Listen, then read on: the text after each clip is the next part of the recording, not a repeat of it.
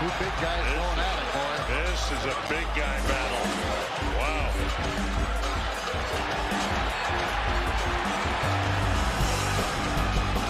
An advantage for the Ranger. Hckey and no helmet for Johnston, so those punches are going to hurt a little more when they land.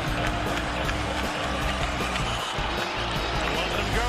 One guy's 6'7". How big's Johnston? 6'5". No, I think he's 6'7" also. That's pretty good size.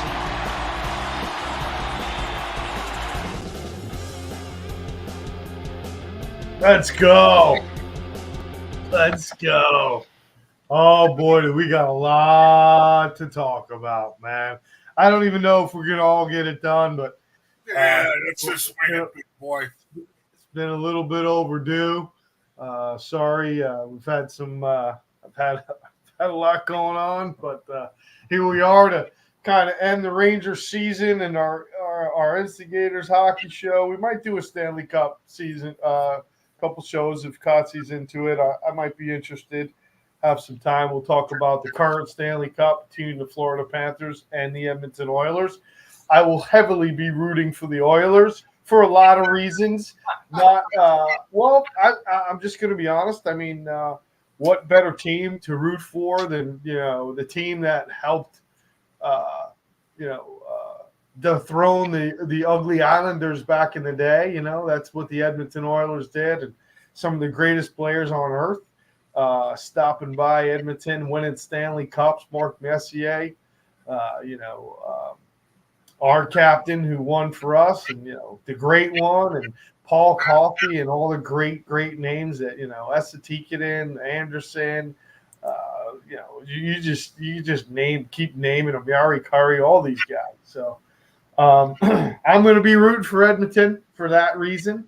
Not the only, but definitely that reason. But it's good to talk some hockey here, Tots.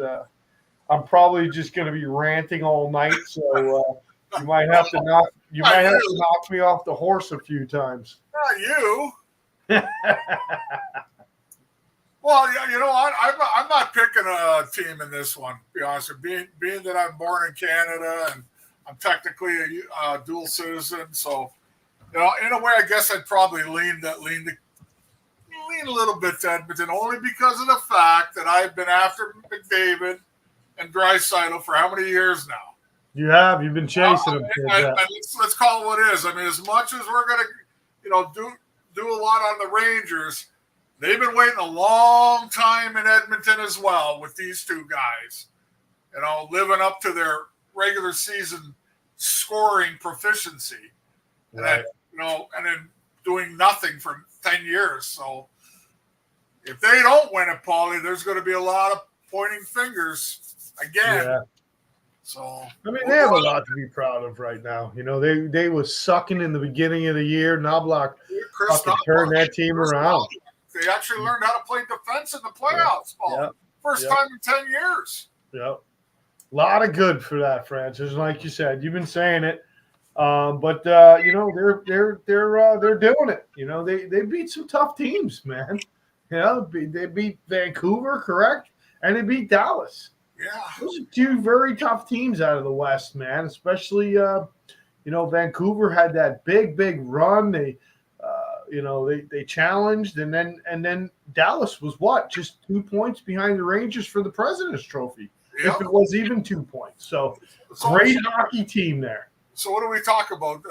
Never mind going for first place anymore in the regular season. No, listen, they did it if we go back to the beginning of the year in our shows, I mean, how bad they started Edmonton.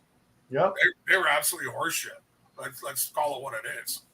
They were terrible. They weren't even close to a playoff spot. And now they're the shit. So yeah, they're the big shit right now. How's that? Yeah. How's that sound? Hey, Beth, how you doing?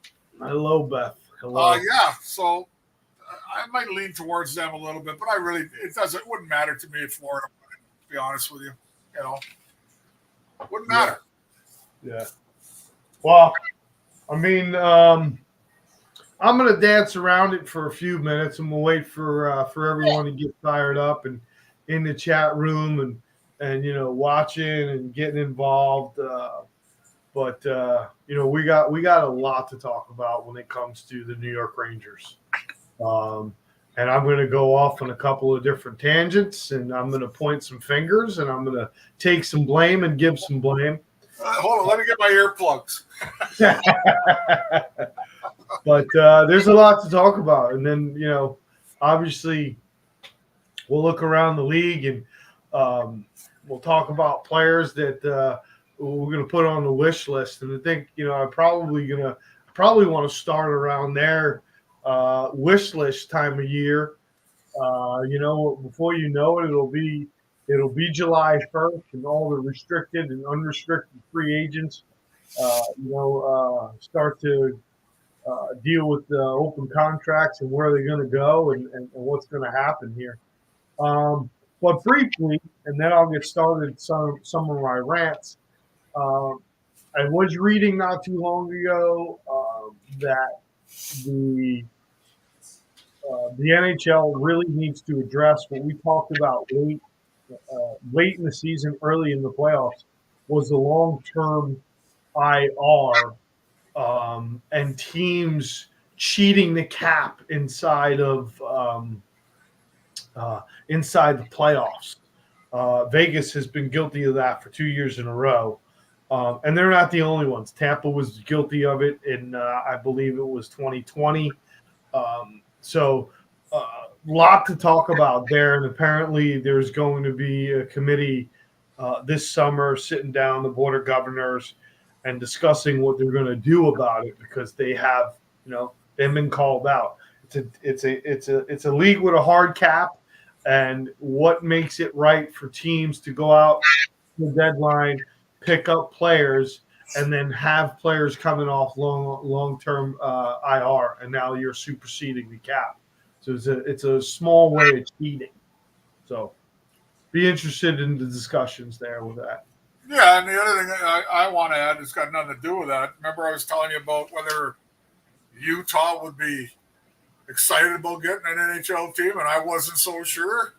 Yeah. Well, apparently they had 34,000 sign up for season tickets. Nice. I don't know about you, but the only time you get 34,000 people to watch a hockey game in America is if it's in an outdoor game. So,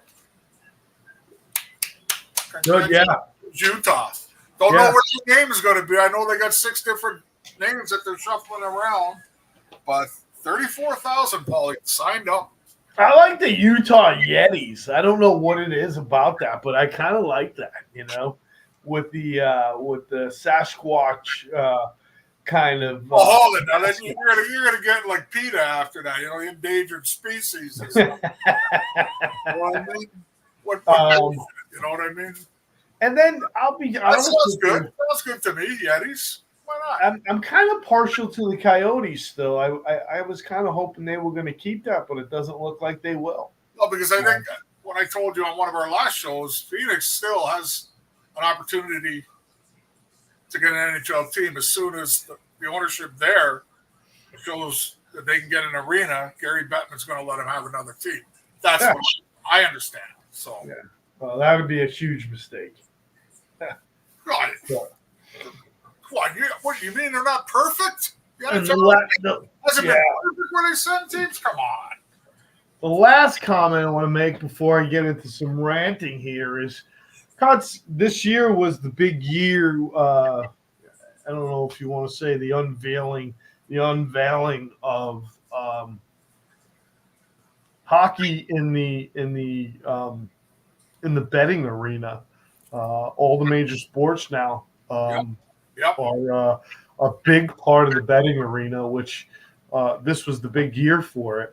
And I got to tell you, I don't like it. I feel like I do. I hate to say it, but I feel like I'm a little suspect to it right now. And hockey's always been the good old boy kind of club, and that. I'm still a little skeptical of the gambling part of it. So it's going to be interesting to see. Let me jump in there on that. I know I'm repeating myself, but in my almost 10 full years in the National Hockey League, we got grilled on it every training camp about no gambling, no gambling, no gambling, no gambling as a player. All that stuff. It was, poo-pooed on. Not saying that the players do it today, but if you follow any kind of sports, there was a Toronto Raptor that was suspended for life this year because he bet on his own games.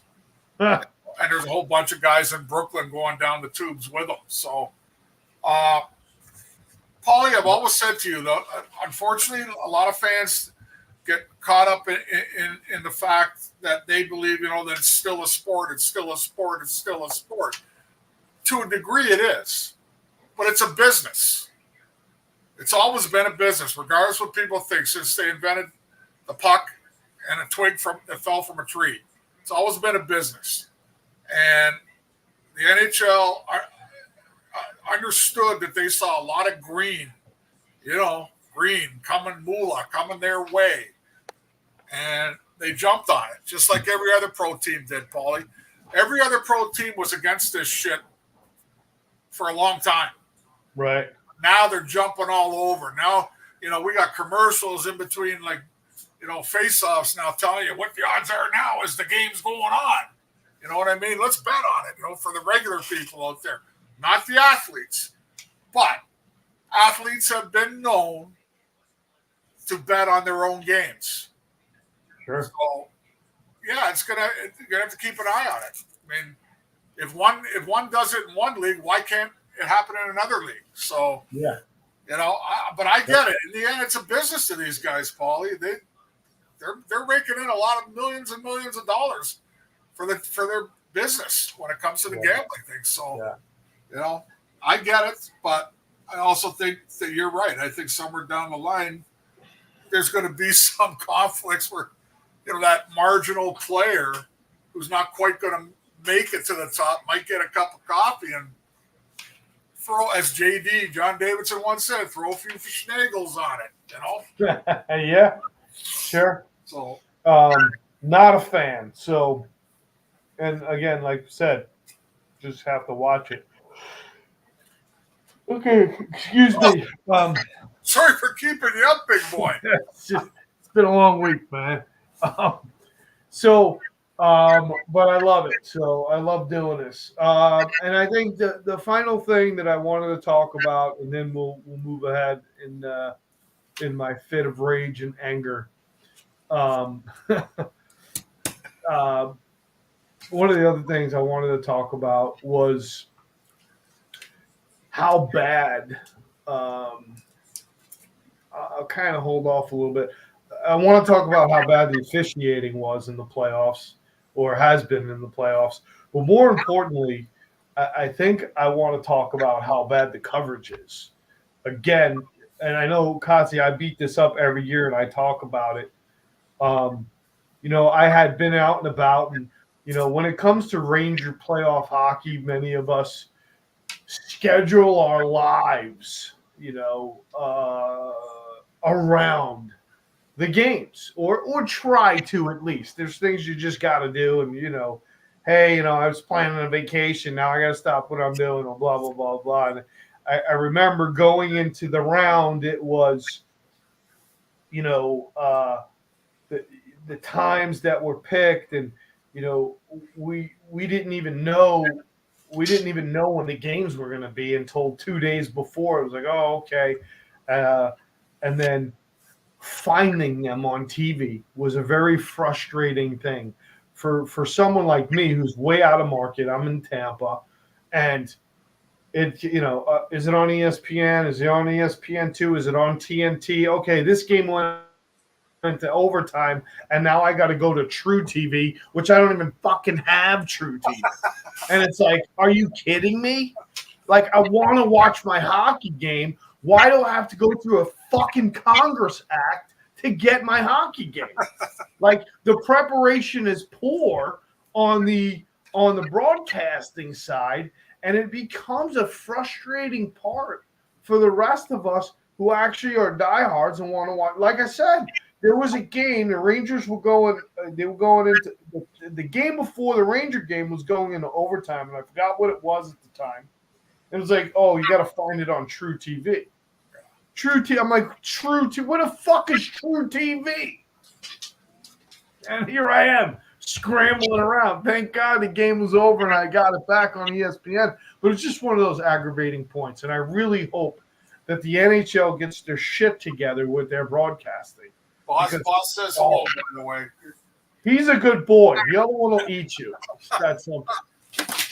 Yeah, I get it. I get it, Paulie.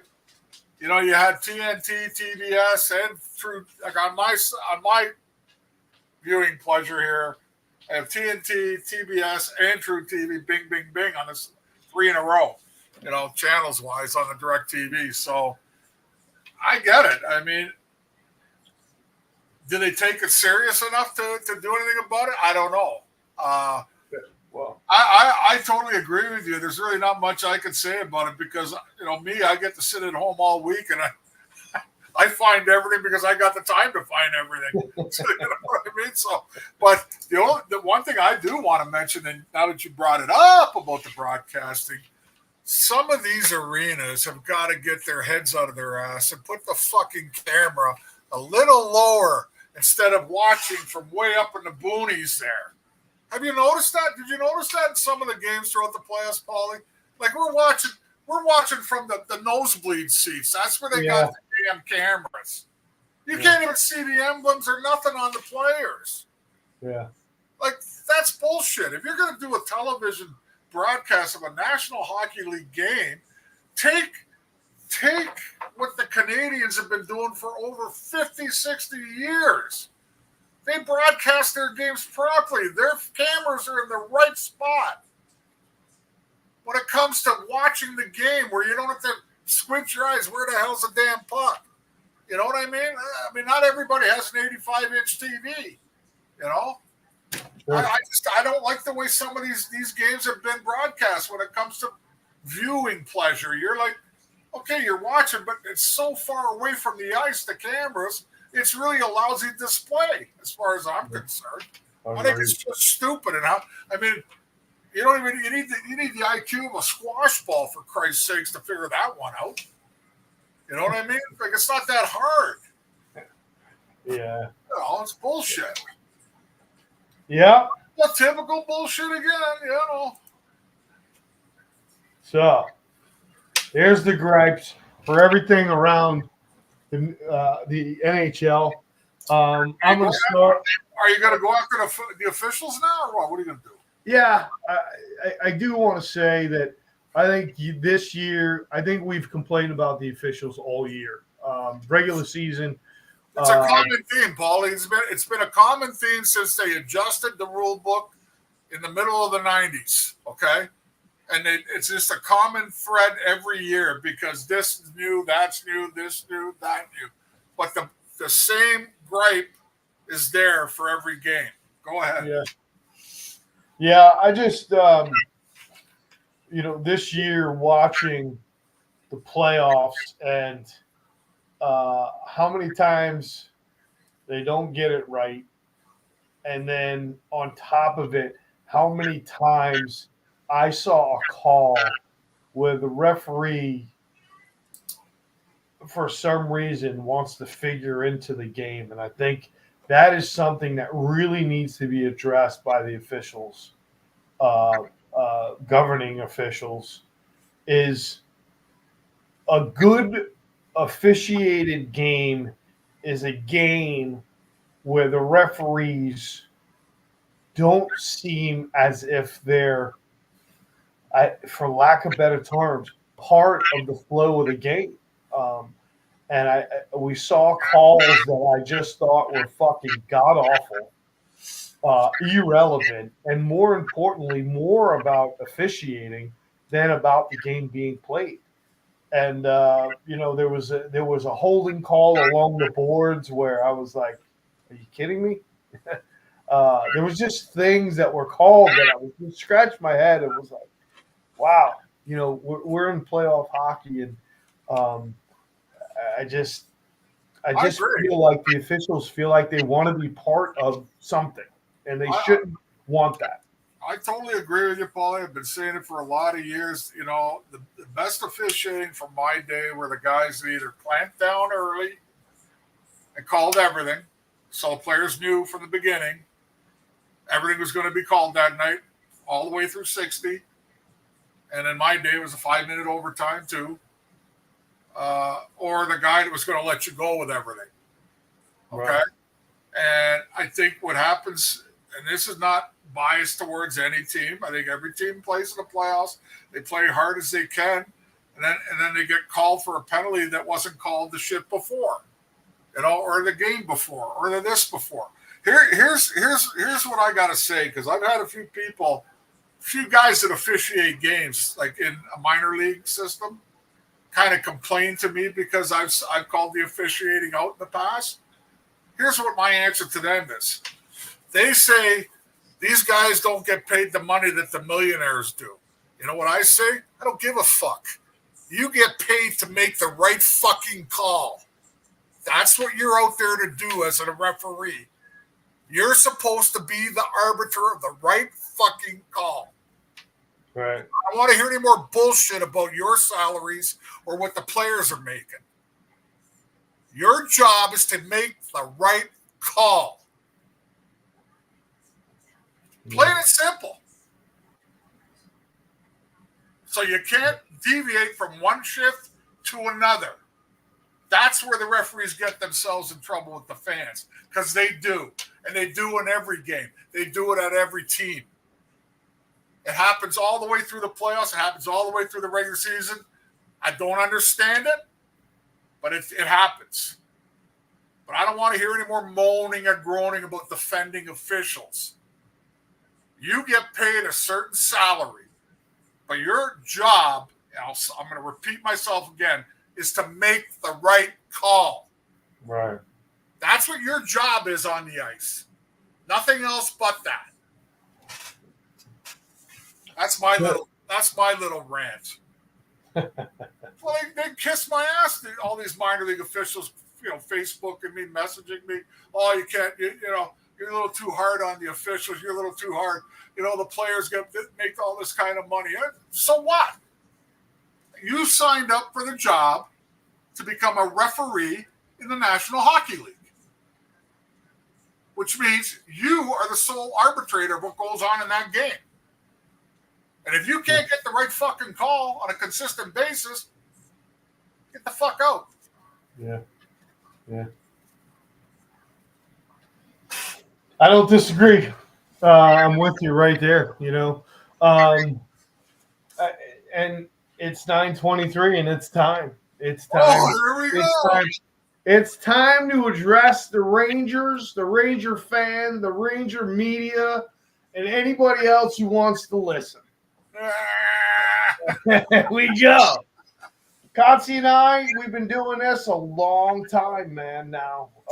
I can't even put a number on years. I think it's 15, maybe. I had totally black hair and it was thick, okay? Yeah. And I wasn't wearing glasses. So hold it. Okay. Yeah.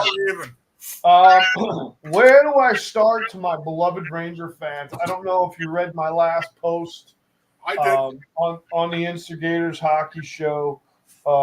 As we sit here and, we're a week into just stewing and reflecting and thinking back, Ranger fans, on the ups and the downs and where we've been. And, it's funny because I'll scroll through Facebook and I'll read, through Instagram or whatever the platform is of, the Ranger fans. And, you get some real stupid stuff and you get some crazy stuff and you hear the rumors and, this one's going to get traded and that and all the opinions. And it's, it's just a compiled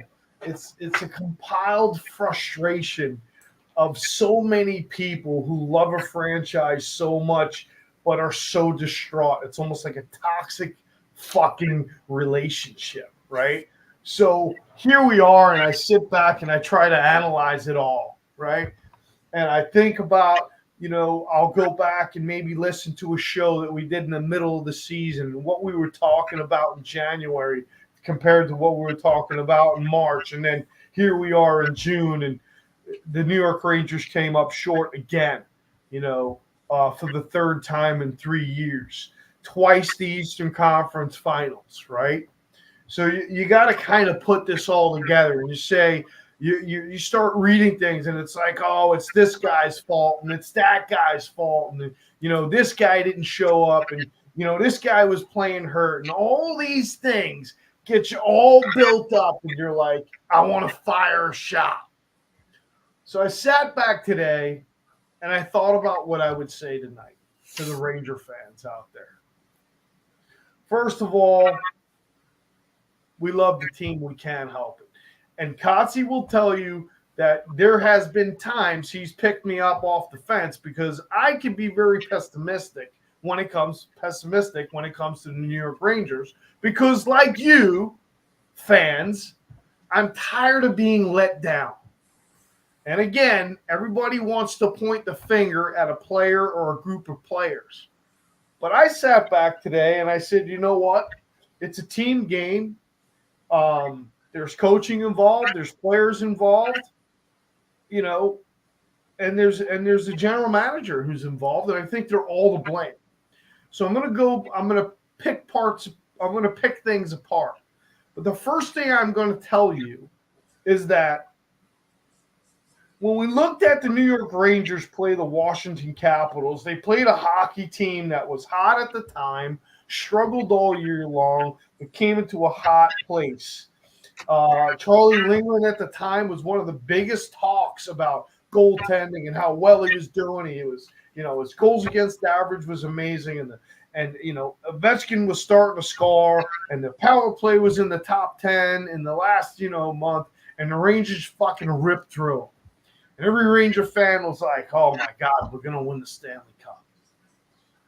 But it went to show you that the New York Rangers all year long, if you dissect this thing, and everyone knows this, their bread and butter was Panarin, Trocheck, Lafreniere, right? And the power play. And Shesterkin and Jonathan Quick. That's what we all talked about all year long. There was some support in the supporting cast, but not enough to really talk about. We talked about those players. Panarin, Trocheck, Lafreniere, Shesterkin, and the power play. The power play and penalty kill at the end of the year ranked 3 and 3. Third in the power play and third in the penalty kill, right?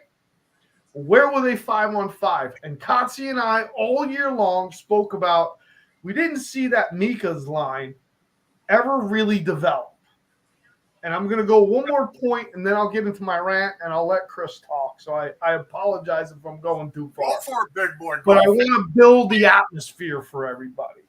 So now we're in this area, and the Rangers' power play is just scoring goals at will.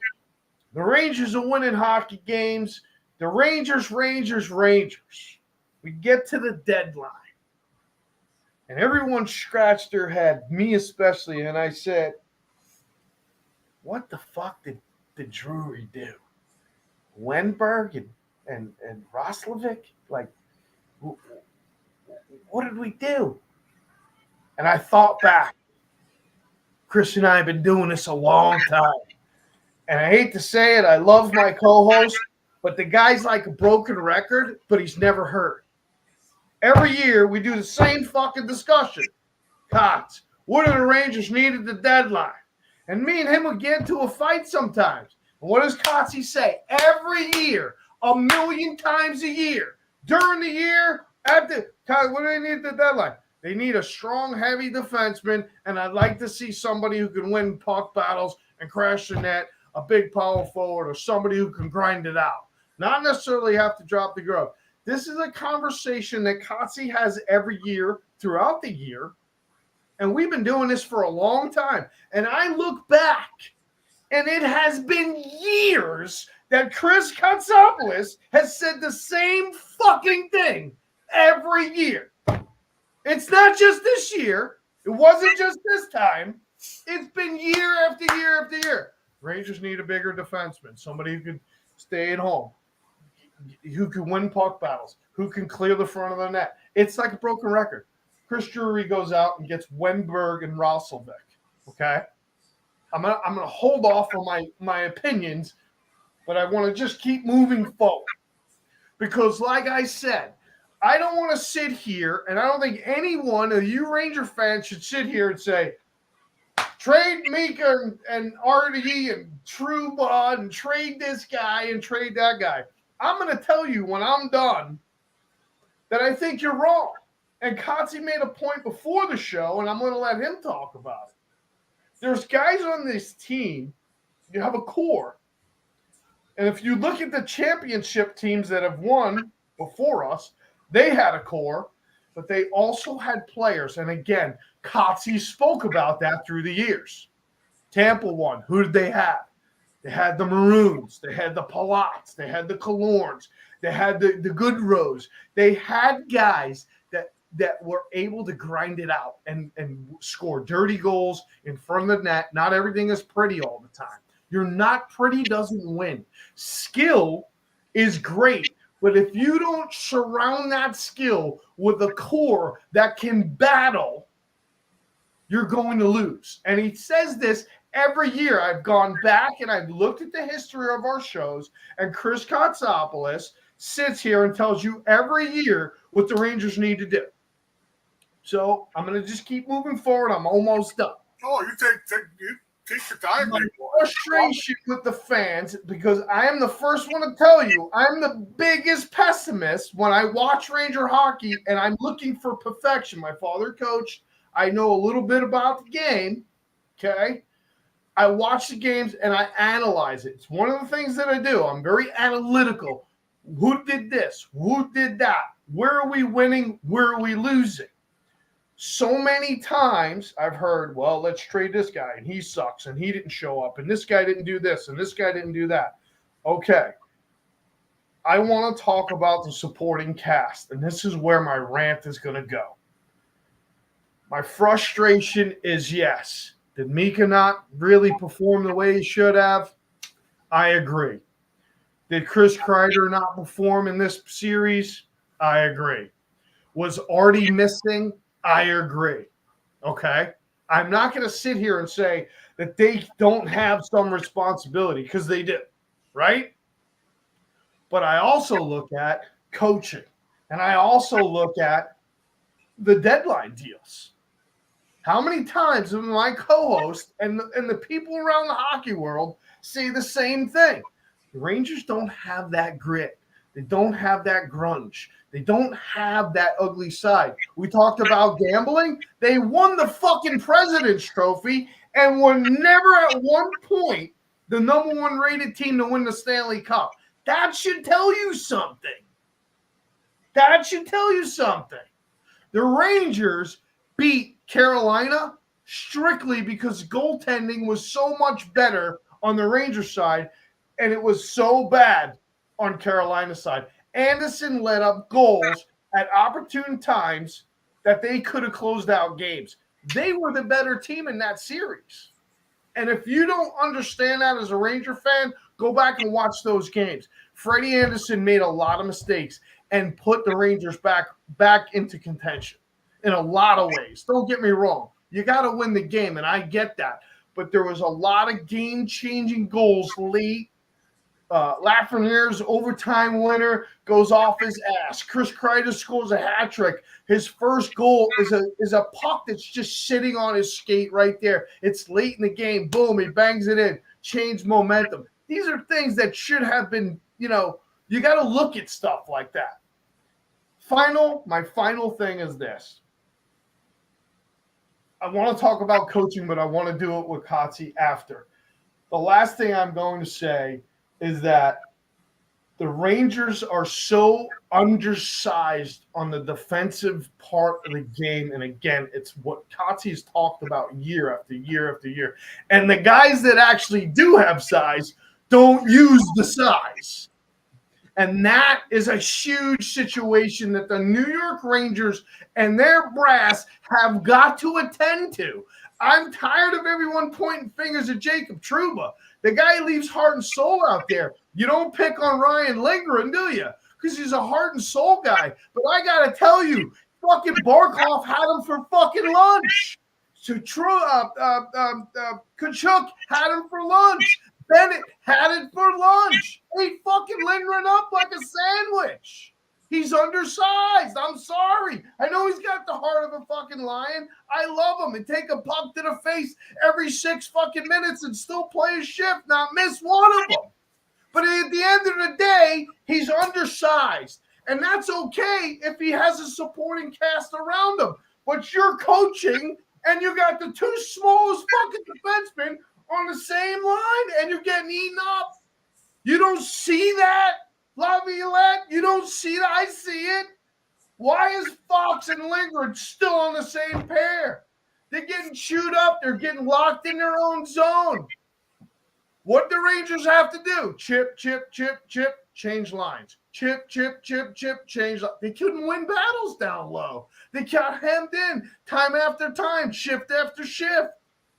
Because the guys with size don't use it, and the guys that care enough aren't big enough. The one guy that you got had a fucking fucked up ankle, and Jacob Trouba, he's trying to do too much because he's the captain, and I get that. But everyone wants to shoot him. Oh, get rid of him. He's $8 million, this, that, the other thing. You guys got to understand the game. The Rangers didn't lose because of Jacob Trouba, man. They lost because you're undersized in defense. That's why. And when you got guys and you got a team that's going to chip it deep and fucking eat you up down low, and you're not going to win puck battles, you're not going to win hockey games. You know why Artie and fucking Zibanejad didn't score goals? Because they never had the puck.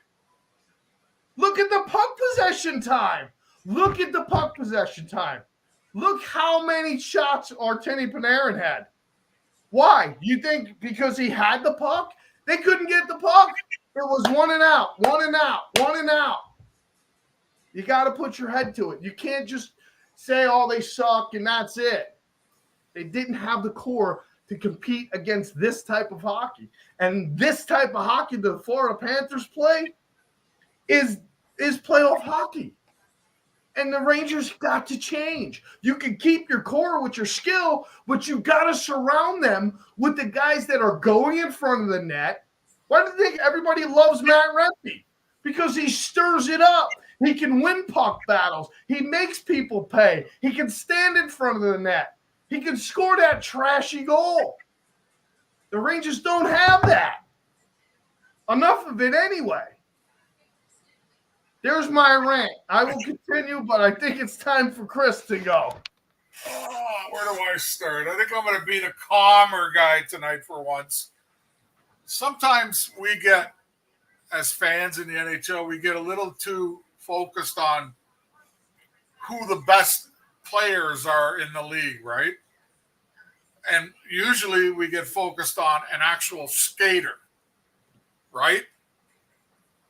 Can we honestly be honest with ourselves that sometimes maybe a goaltender is the best player on your team or in the league sometimes, like Patrick Roy was, like Marty Brodeur was, but they never get mentioned like the Wayne Gretzky's and the Mario Lemieux, okay? So I'll start with that. Shesterkin is the sole reason why they got to the conference final. I don't care what anybody says. Now, when they got to the conference final playing against Florida, it was pretty damn obvious from the first game to the end of the series. The Florida Panthers hit everybody every shift that they were out there. Didn't matter if it was their Barkov line. Didn't matter if it was their fourth line. They all took the body when the chance was there to hit somebody. Rangers have too many guys that aren't willing to do that.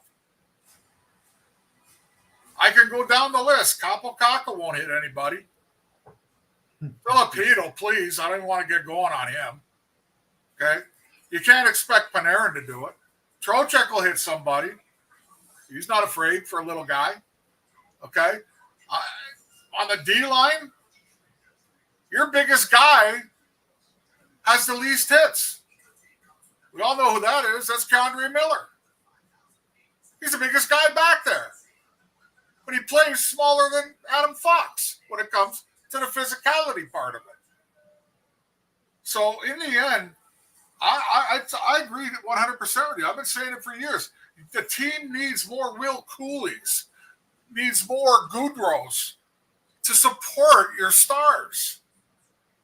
Mika Zibanejad cannot play against Barkov. Barkov's 6'4", 225 pounds. He's not a mean guy. He's not a dirty guy, but you can't move him. He's like Jaromir Jagr for them. He's so fucking big, he's hard to move. So if you're going to play with guys that are immune to the physicality of the game, then you run into a team who's not immune to that part, you're going to have trouble. That's where you got it right. And I knew it from probably the first series. Even with Washington, there was times where the puck went into the Rangers zone and it was cycled around for a minute and a half, which is terrible. That means you're getting out-muscled on the boards. That means you're getting muscled out high when they do get it to your forward. That means when you dump it in their end, it comes out easy because you're getting out-muscled. Right. You can't rely on your skill. You need the skill, okay? And the only thing I'm going to rein on the skill part about it is they relied on that power play all year. Well, that top power play went flat about halfway through the playoffs this year. Yep. I blame them for that power play, not the coaching staff. Because now, whatever tic-tac-toe passing was working for you, it's not working now. How about trying shooting the fucking puck? They stopped shooting the puck, Paulie, on the power play. They still thought they were going to do it their way, and Florida was on them like flies on shit every time a guy had a puck. So there's so much that you had in there that is so correct, but I think the bottom line is you need big guys that are willing to take the body and willing to take a hit to win that battle. And you have about 4 or 5 guys up front that are not willing to do that. They are not going to be able to do that. It's not in their DNA to do that. On defense, you have probably 2 or 3 of them like that. You know, as much as Adam Fox is a great, great player with the puck, not so much without the puck. He gets beat up down there. Okay? So that's where we stand. And I just want to bring up what you said about the trade deadline. Paulie, I warned you before the trade deadline. You may have forgot. There's nobody out there, Paulie, to load up with physical presence then. The time for you to get physical presence on your team is at the beginning of training camp and before the deadline. Those are when you make those moves. Because at deadline time, nobody's giving up those kind of players. Take a look at the trade deadline here. Which tough guy, goal scorer, got traded to any team? I could go down. Tarasenko got traded. He's not a tough guy. You know what I mean? Henrique got traded to Edmonton. He's not a tough guy. So what was left for Drury to do? He had to go out and get somebody that he thought had a little bit of leadership, a little bit of veteran play in Rosselnick and Wenberg. They were just not available, Paulie. That part there is not on Chris Drury as far as I'm concerned. If you're going to make those moves to make your team a physical force on the board play in the NHL, those moves have to be made at the beginning of training camp and during the first half of the season when players are available, when players can be traded. Not wait till the trade deadline and then have to give up everything. Nobody got anybody big or tough at the trade deadline, Paulie. Go look around the league. Nobody got that. Maroon went to Boston in the offseason, didn't he? You know what I mean? I'm giving you examples. In the offseason, they picked up Patrick Maroon. Okay? And so that's the way it works. The trade deadline, you are not going to be able to pick up that guy. Nobody's picking up a Brendan Shanahan-type player who's willing to mix it up and score goals for you at trade deadline. It's just not going to happen. Okay? It's just not going to happen. It never happens. But I just there's a few guys that I think the Rangers got a tough call on. I mean, now my turn now. Okay, I have to use a flashlight here. Okay, you have restricted free agents coming up. Capo Caco is coming off a 2-year deal at $4.2 million. Okay, you have Lindgren coming off a 3-year deal at $9 million. These are restricted though. You got to remember that. Braden Schneider restricted at 3.97. And you've also got gonna have to lock up Shesterkin pretty soon too, and that could hurt you when it comes to the big time cap problem. Because trust me, he's got every right in the world to say, "I want $1 more than the highest paid goaltender in the league." He's got every right in the world to ask for that. You know, Lafreniere is going to be up next year. There's a lot of problems the Rangers are going to have with the cap. I don't even want to mention it, but I will anyways because just the way it is. Zibanejad's still got 6 more years on his contract, starting next season. Chris Kreider's got 2. Trouba's got still 2 more. So get those out of your head. They're not going to get moved. They're not going to get moved. Panarin, I don't know what he's got. He's probably got at least how many more years still because he signed a long-term deal too. These guys are not going to get moved. So what you have to do is build something for these guys. Hopefully, here's my theory on it. Will Cooley gets moved up from not a 3rd, 4th line guy up to a 2nd line, possibly 1st line guy next year. Because you need that gritty guy that can put the puck in the net. If you give him the ice time, I think he's good for 20, 25 goals, Paulie. If you give him the ice time. But he doesn't get the ice time. Now, this summer, again, Chris Drew's got his hands full. What do you do? What do you do with Filipino, Paulie? You know that you're a pro Filipino guy, and you know me for 4 years now. I've been telling you, I'm not. The guy's 6'3", 210 pounds, and how's he play, Paulie, when it comes to the physicality department? Have you ever seen him blast somebody in the boards? No. Nope, never. Capo has a lot of skill, but he don't blast nobody either. And these are the guys that were on the ice in the playoffs, Paulie. This is like you call the supporting cast. Yeah. They don't have enough Will Coolies behind the top 2 lines. They don't have enough Goodrow. And everybody wants to shit on Goodrow. Goodrow had a mediocre season performance-wise, but in the playoffs, he played better than some of the stars did. Absolutely. You know why? He gets his nose dirty. He don't mind getting hit.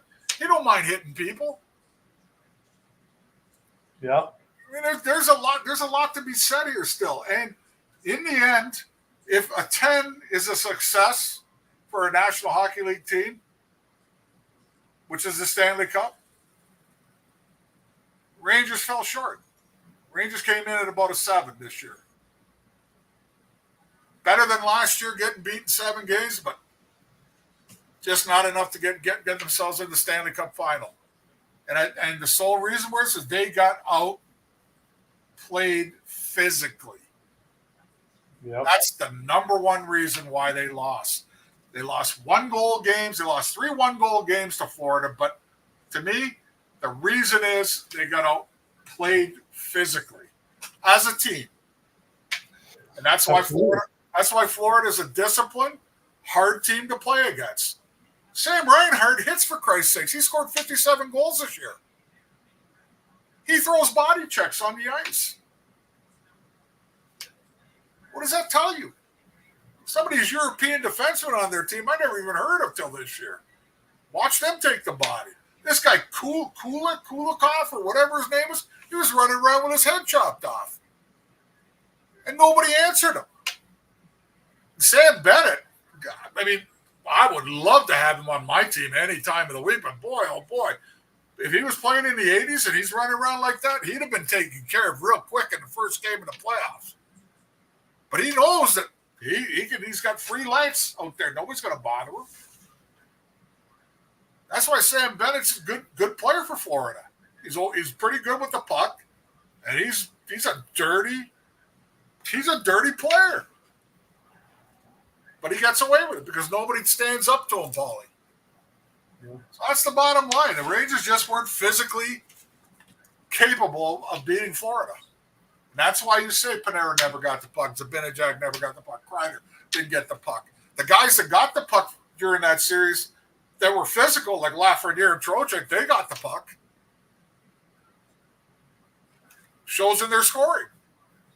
You know? Mm-hmm. So there's a lot to unfold this summer. I think I'm not going to blame Chris Drury one bit about the trade deadline. So there's nobody there, Paulie. You're not getting those guys at that deadline. I mean, every team wants, but nobody's giving them up at the trade deadline, Paulie. I've never seen one yet in the last 10 years where they got that guy that's a 20, 25 goal scorer that's got 200 minutes in penalty, will run your goaltender, will run your defenseman, drop the gloves. What they need is the Tkachuk from Ottawa. That's what they need. How'd you like to see him in a Ranger uniform? You know I talked about it this year. And I'd give them whoever they want. That's what they need. You want Chris Kreider? You want Artie? Who do you want? They're not gonna move those guys, Paul. I understand. I'm just saying I would give them whatever they wanted. He's the guy that I want. Now, I do want to talk about Chris Drury and the deadline, and I understand what you're saying, but I also feel like Chris Drury was very hesitant to try to give – he didn't want to give anything up to get anything either, Cox, and that's how I felt. But there was nobody there. That's my point. Well, then you got the Ducks. We're talking about the trade deadline now. Right. We're not talking about before. I know that you and I talked about players like from the Ducks, like Ratko Gudas. I mean, he would have been a great addition. I mean, look at what fucking Ekblad was doing in this series, right? Yeah, but he didn't get picked up at the trade. I understand, but what my point is you know, you talked about Hedl, you talked about Kakko, you talked about guys that we really have to look at and say, okay, you know, and maybe I'm not the greatest evaluation of some of the talent that the New York Rangers but you know, Lafreniere is finally coming to his own, and I tell you what, that kid is absolutely out of me this year. And anybody who knows me knows that I was jumping off of the Lafreniere train very early this year, and I was like, listen. Like you should have been on Hedl. And I'll get to that. I will get to that. But to see him turn into the player that he was and his playoff performance, he was one of the shining stars that the Rangers had. And I think he's just gotten progressively better and better and better. And like Kotze said, he still has that edge part of his game. You know, he's not afraid to go in the corners and try to win puck battles. He will throw his body around. He'll crash the fucking net. He'll bring the puck to the net. He does a lot of the things that Trocheck does. You know, Trocheck's the same kind of player. He'll go to but Lafreniere has a lot more talent. Okay, but I watched him explode. You want to talk about Kakko? I think it's a shame now. Is he an unrestricted or a restricted? He's a restricted free agent, I believe. Yeah, that's what I said earlier. I hope they're moving him. I think it's enough time. It's time to move this guy, trade him. You know, now think about it during the year. If they were jumping off that train, a guy like Kakko, a guy like, you know, well, Hedl was hurt all fucking year long. The guy played what, 5 games, 12 games? And he was hurt in what, November? When did he get hurt? When the season started? I mean, what did he play? A total of 12 games, maybe? At the end of the day, he had no value. I don't think they could have moved him, really. I mean, what was the value? Now, coming into this season, maybe they can move him. But he's another guy. Hedl, Kakko, these guys got to get moved. I think it's time to move them out. I think it's those, you know, but I will look at this. I'll be honest with you.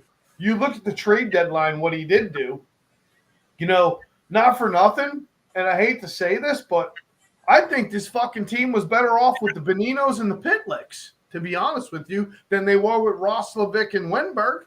I thought at least when Pitlick played, he would try to grind it out. I thought he played physical. I thought he used to like to go into the corners. Well, he did though, Paulie. But again, you're looking at a guy that's a fourth liner, and the Rangers' fourth line. There was nothing wrong with the Rangers' fourth line. Yeah. What are you going to do? Take Rempe out every game, and who are you going to take out? I mean, look at the utilization of Rempe. Were you happy with the utilization of Rempe in the playoffs? Well, I understood what they were trying to do, Paulie, because deep down, again, go look at how many goals the Rangers scored in the last round. Yeah. So I understood why he threw Brzezinski in there once in a while. You know what I mean? I understood that, why he did that. Was it the right move? Maybe not, but I understood why. Okay? Because Rempe and his line is only going to get 4, 5, 6 minutes a game anyways, Paulie. You know what I mean? Where Brzezinski out there, they got more than that. Brzezinski doesn't look like a bad player out there to me. But I agree with you, it didn't work out. Bottom line is, Paulie, it's the physicality that did him in. You got the best goaltender in the league, and he kept you in every game. Except for the first, he basically kept you in the first one too. You know, that little accident goal by Lafreniere tipping it in there, made it 2-0 late. You know what I mean? Yeah. But it was the goal scoring that let him down. The power play went flat. All 4 tires flattened out on him. And yet they continue to try to do the same thing. Over here, over there to Zibanejad one-timer. Over here, over there to Zibanejad one-timer. Oh, once in a while up to Kreider. If it wasn't working, shoot the damn puck instead. Tell 2 guys to go to the net. I talked with a former teammate of mine about it before the series ended. If I was coaching, there's one thing I would have done. I'd have put Rempe in front of the net and Kreider in front of the net. 2 of them. That way both defensemen would have to stay with those guys. Now you're 3-on-2, the 2 guys. They can't go like Florida did. Florida chased everybody that got the puck on the penalty kill. And that's why the Rangers couldn't do their tic-tac-toe. They didn't stop and wait. They went after Fox. They went after Panarin. They went after Trocheck. They went after Zibanejad. Even Kreider decided they went at these guys. Good. You want to do that? Fine. I'll put Rempe on one side. I'll tell Kreider, you stay on the other. Both defensemen have to stay there now. You can't defend them with just one, Paulie. Right. So now you're 3-on-2, the 2 guys up top. But the 3 guys up top got to learn. When the opening's there, you shoot the damn puck because there's 2 monsters in front of the net. Right. That's what I would have done. I would have changed the power play up. I don't disagree. I wanted to talk about coaching. I was going to ask you. I was frustrated. I swear to God, before you said that, I thought the same thing, Cots. I said, listen, it's not fucking working. You see that it's not working. You went 0 for 12, 0 for 18, whatever the case is. What the fuck is the point? Put Lafreniere out there with them maybe that's on the another first one right line. there. That's Put another fucking one right Rempe out there. That's another one. Lafreniere should have been on that power play halfway through the series. So I don't care who we took off the line. Somebody. Yeah, I don't disagree. Probably Mika. I would have took Mika off the line. Yeah, Mika and Artie. Mika had a tough time. He had a tough time in the playoffs, Paul. You know, when he did score, he scored in bunches, but he just didn't have that Mika look that I've seen in the past for some reason. And obviously, you know, it just happened. But you know, I'm not going to question Lavalette 100% on everything, Paulie. I think that it was his first year, and the power play had worked all year, and when it went up and down, it got back again. So he was still had confidence in those guys. That's why he kept them out there. That's what got them to the President's Cup, Paulie. That's what got them through. So you live by the sword, you die by the sword. But it's easy for us to be armchair quarterbacks right now, and you know, what we should have done is this, and what we should have done was that. There was nothing the Rangers could do to match Florida's physicality. There really was nothing they could do, Paulie. Think about it. With the players that were on the ice, the 18 guys got on the ice, there was nothing they could do to match it. About 7 or 8 guys, maybe 10 at most, could match it. But that's it. So that's it, because they just don't have it in them. It's not their style of play. It's just not the guys that don't want to get hit, don't like to hit. It's just that's the way they play. Rosselnick's not a big hitter. Wenberg played better than everybody thinks. I think everybody expected him to score goals. That's not what he was brought in for. He's brought in to be like a Tyler Mott, and he did okay in that department as far as I'm concerned. Because he was a third line center. He wasn't a second line or first liner. Yeah, I just feel like the guy folds like a house of cards, man. It's a small, underweight guy. Okay, but again, I know if we do another show, which we are going to do, the Stanley Cup show, I'm going to look at the trade deadline and see who is available, and I'm going to show you exactly how many big, gruff, skating guys were traded for. And I guarantee you it's going to be less than that. I get that part of it. I understand. I do understand what you're saying, but I also feel this way. I'm sorry. I feel like Drury was trying to hold every chip that he had, and he was trying to just get stuff for nothing.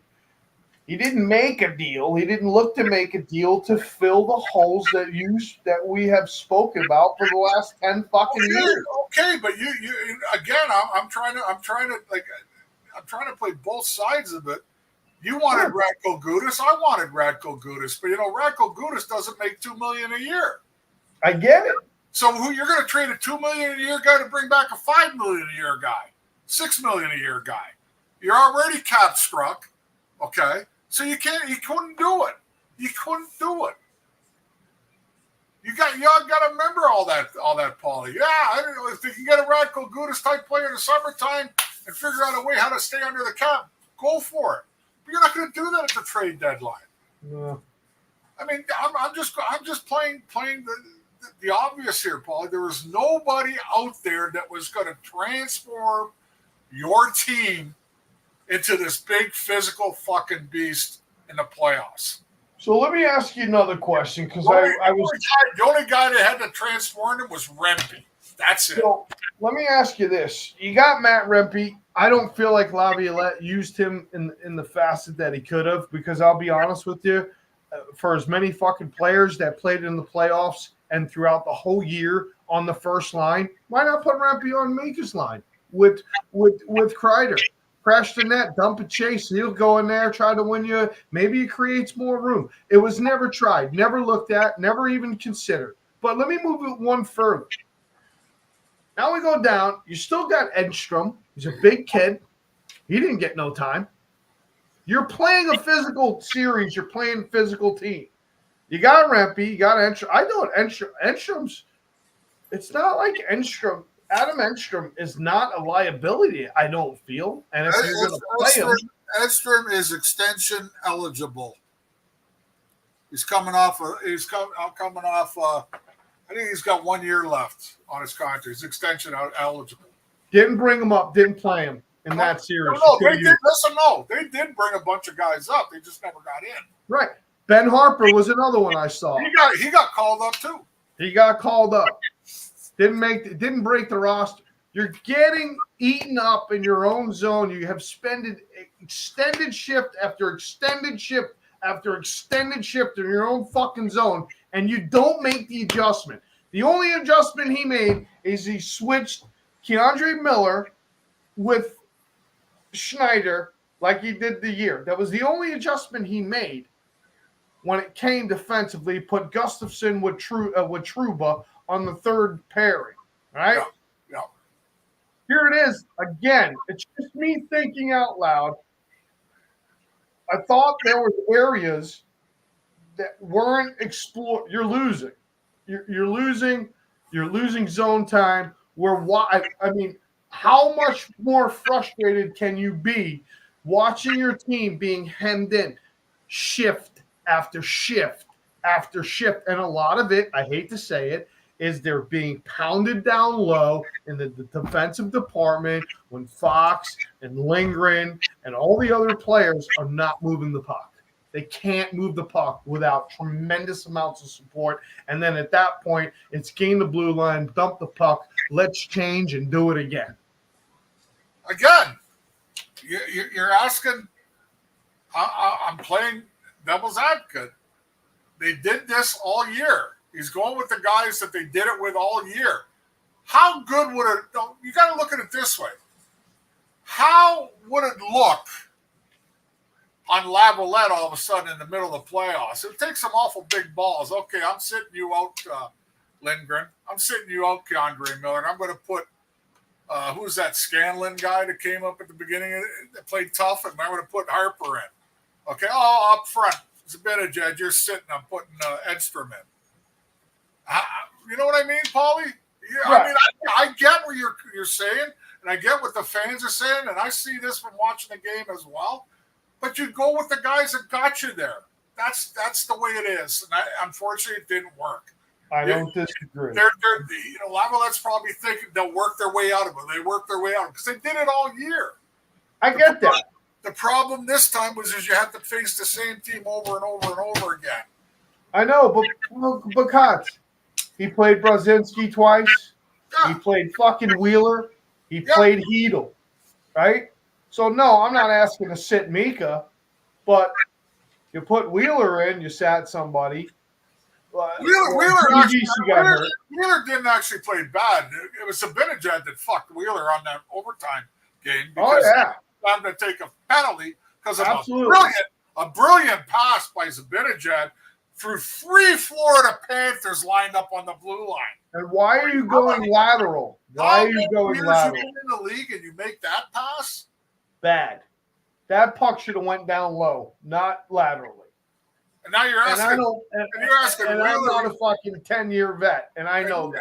And you're asking Wheeler that this guy maybe half a step faster than I was to chase down. You know what I mean? Come on. I get it. No, that was all on me. That had nothing to do with when he played. I thought Wheeler played okay when he played. I did too. My point is that there were players that got moved in and out of the lineup, but I didn't think that he was addressing the real problem of being.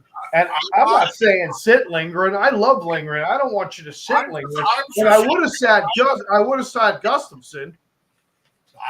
You know what? I disagree with you. I did not like him in the Florida series, man. Well, you know what? Gustafson was probably one of their better overall defensemen throughout all the playoffs. At least he hit people and pushed back after the whistle. Yeah, but Scanlon and Harper are going to do that. No, I know, but I'm just, it was a tough thing, Paulie, to watch. It was tough to watch a team totally dominate you physically. Like, you can't just say, okay, Trocheck didn't get dominated, Lafreniere didn't get dominated, Cooley didn't get dominated, Rempe didn't get dominated. You know what I mean? Goodrow never got dominated. You can't just say that because it's a team. They got physically pounded by Florida. And every game I'm looking at the hits, and it's like, oh, Rangers out hit Florida. What? Like, what? The brush by hits, those count? That's not a fucking hit to me. Yeah. A hit to me is where the guy pounds you right in the boards. No, they got physically manhandled, Paulie. That's the reason. The two things that caused them is they were physically manhandled, and the power play didn't adjust like they should have. And the players should have known that on their own. They should have. When you get this, I played the power play once in a while, and I played 1 full year on the power play. My job was to shoot the puck. That's all it was. I wasn't trying to tic-tac-toe it around the ice. I had the shot. That's why I scored 13 goals that year. I could pound the biscuit. I let the other guys do that shit. When it got to me, I knew what I was supposed to do. So when you're getting stalled with what your normal power play is, those guys should have adjusted while the power play was going. First chance they got, Fox got, or Panarin got, or Zibanejad got up top, they should have fired the puck. Get it towards the goal. That way you make the defense scramble because they don't know if it's going to go in that corner, this corner, in front of the net, rebound here, rebound there. No, they kept going around everybody and never getting a fucking shot on goal. The power play sucked in the end, Paulie, and that was one of the big reasons why it was huge. They didn't score. It was huge because we all know that their 5-on-5 play all year long was dismal. It was less than average. Yep. I think it was a minus more than it was a plus. It was, listen, at the end of the day, I spoke about this earlier, and I'm going to stick with it. It was Trocheck, Lafreniere, and Artie that really held the offense on that team, okay? And then Chris Kreider scored a bunch of his goals on the power play, probably more than 50%. Correct me if I'm wrong.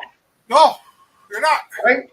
You're So, not. like you said, power play on the only 5-on-5 line was the Trocheck line that was actually scoring goals, right? And then you got Shesterkin, who has been great. And then when Shesterkin wasn't there, you had the backup in Quick, who was a story in himself for the New York Rangers. That was the bread and butter all year long. And we talked about it because I said it from the onset, and so did you.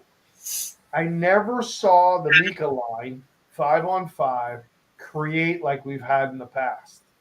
Or In the end, the numbers belie what kind of season that line had. Kreider still got his goals. Mika still ended up with a decent amount of points, but I know, and I think they'll admit it. They should have been way more.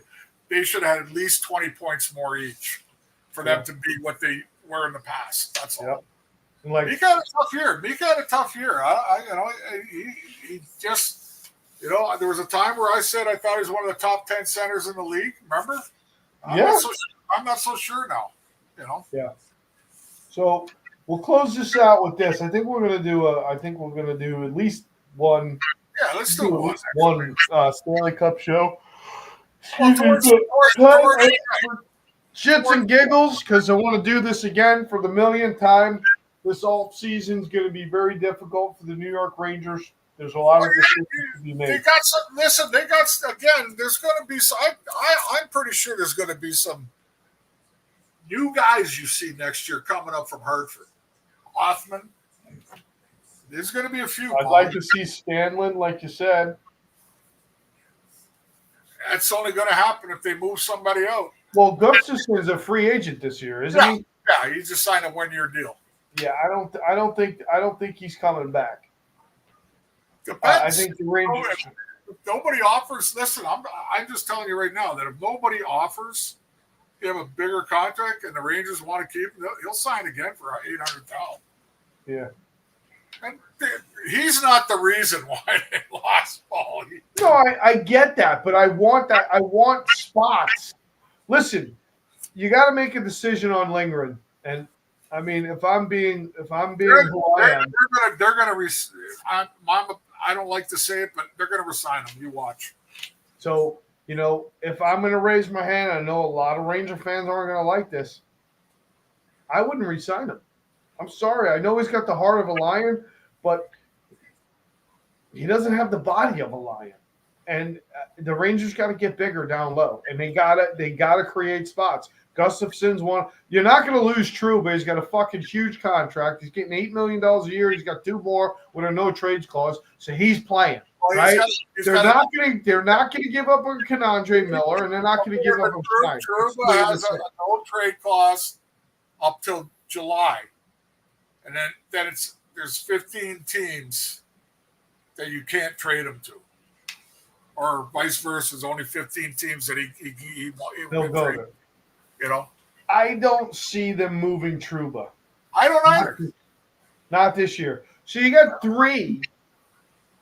Well, actually more. You got Fox. He's not going anywhere. No. They're not going to move Keandre Miller. They believe too much in him. Schneider's new and up and coming. I don't think he's going anywhere. Nope. And you got Trouba. So 4 out of your 6 spots are already taken. Yep. Right? Yep. So how do you get bigger? What are you going to do? You gotta let Lindgren go, and you gotta let Gustafsson go. But you hope guys like Hedl, is still worth a bag of pucks somewhere. Who, Hedl? Yeah. Unfortunately, I don't think they're going to be able to trade him until he actually has a couple of fucking 15, 18, maybe 20 games behind him with a little bit of success where his stock goes up. Listen, I don't care if the Rangers hear me on this one. I don't even want to see him on the team next year, period. I don't even want to see him. You will. He signed a 4-year deal, Kotz. Before he got hurt, he signed a big deal. So, You're going to see him because even if you want to move him, you got to build his value. You got to build the stock. Where is the history of proficiency of this guy that warrants him to be coming back next year? Where? Somebody show me the stats again, please. Going into year 7, It's hilarious. he's not gonna take Zibanejad's job. He's not gonna take Trocheck's job. Right? And he shouldn't even be taking the third or the fourth line's job. The guy's been a bust. Everybody's talking about busts on the Rangers. This guy's a bust. A complete bust. As bad as any they've ever had. So you just want to trade him for a bag of pucks? It's one less. That gives me one more option of bringing somebody out of the juniors or Hartford. Yeah, I mean, I'm all for it. I would trade him too. I just, listen. I don't hate the guy as a human being, but how many chances do you get before people in the organization start to understand that you're not good enough? Yeah. You just haven't proved it year after year after year. He has a couple of dazzling games 3 years ago, and everybody's jumping for joy, including you. He's done nothing, Paulie. He's done nothing for this. I get it. Nothing. And I'm tired of it. I'm just tired of it. I get it, guys. I understand what you're saying, but unfortunately, when you watch the hockey world, the coaching staff, they see a potential in him. That's what it is. Right? But listen, I'm with you. Move him. Move him. Move Kakko. I wouldn't sign Wenberg. Let Roslovic go. No, those guys are gone. Those guys okay. Gustafsson, I don't know if you can get him at a real bargain, maybe. But Lindgren, I don't agree in signing him. They're gonna, though. You watch. Okay. So you're going to go right back into the same defensive core. The only thing that's possible with Lindgren is him getting moved to his home state, Minnesota, with Minnesota. That's the wild card with me. Well, he's unrestricted. He's not restricted. He might get traded, to hometown, all that shit. Yeah. I don't know, Paulie. I don't know. Let's put it this way. If you thought Chris Drury had a tough time getting everything in order, he's going to have an even tougher time this summer. That's all there is to it. I mean, I think at the end of the day, you have to address the problems. You're going to have to use what you have to get what you want. I'm sorry. So if you got to move Heedles, you got to move Kakos, maybe you got to get rid of Jones. Maybe you got to make some fucking move. But you're going to need that. You need that playoff type of guy who's going to win you puck battles. The defense is undersized. We've been saying this for fucking the last 5 fucking years. The Rangers defense core is undersized. Technically, they're not. Well, they play undersized. Truba's 6'2", 200 and change. Okay. Aside from Truba, because Truba plays physical. Snyder's 6'3", you know what I mean? 6'2", 6'3", 200 and change. Keandre Miller's almost 6'5", almost 220. Gustafson's about 6'1", 6'2". Technically, they're not. What you need is guys that are willing to crash and bang and not stick check and poke check. You know what I mean? And do all this defensively. Do a whole lot of dancing. Yeah. Plus the NHL sucks too, Paul. A lot of these guys, I feel bad for them sometimes too. Is because everybody's marveling at the Connor McDavid goal that he scored against Dallas the other night, okay? Gresh and I laughed our asses off about that. You know why? The first guy he beat, I get. The second guy, he ain't doing that to me. You see what Heiskanen did? He waved at him and turned towards the boards, Paulie. And I said to Gresh, you know what I'm doing after he gets around my first guy, don't you? He goes, exactly. You're hacking the fuck out of him. He ain't getting to the net. But Heiskanen went like this. McDavid cut this way. and Hiskinen went this way. And I'm like, there's your modern day NHL because you can't hack anymore. You can't slash anymore. You can't get in the way of anybody anymore. Connor McDavid would never fucking score a goal like that on me that close in front of the net. I would have fucking slashed his hand so fucking hard he wouldn't come near me again in front of the net. But this is the way the game's played now. So every time somebody marvels at this move, it makes me sick. You know what I mean? It makes me sick to fucking see guys, they can't use what hockey's supposed to be all about. Anyhow. If they don't win a Stanley Cup, boy, those two, I'm going to rake on them like you won't believe. They better win it, Paulie, because that last show that we're going to do is after the Stanley Cup. Or maybe one before. It's now or never for those two, isn't it? Yeah. Well, yeah, you're there. I don't know that it's now or never for them because I think they have a lot of great hockey in front of them. I mean, Connor McDavid. You don't think it's now or never for guys that have been led to scoring consistently over and over and over? Yeah, but they're not aging out. Hey, Sidney Crosby won one in his third year. Remember that, eh? Well, okay. Not like Ovechkin in his 40th year. Okay? Just remember that. That's how I judge people. Sidney Crosby was a top-tier player, and he won one immediately. These two fucking guys have been top-tier players over and over and over again, and guess what they got? They got this so far.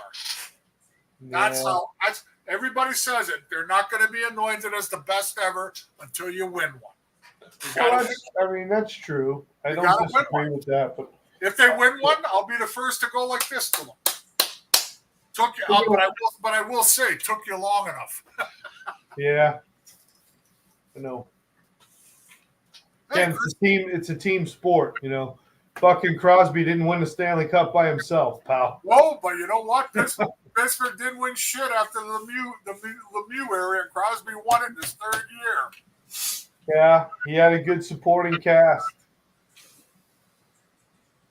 Very good supporting cast. And you don't think he was the leader? And they had good goaltending. And you don't think he was the leader? But you don't think he was the leader, yeah, right?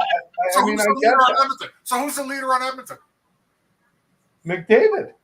10 years. Okay, but Kotz, does he have the supporting cast?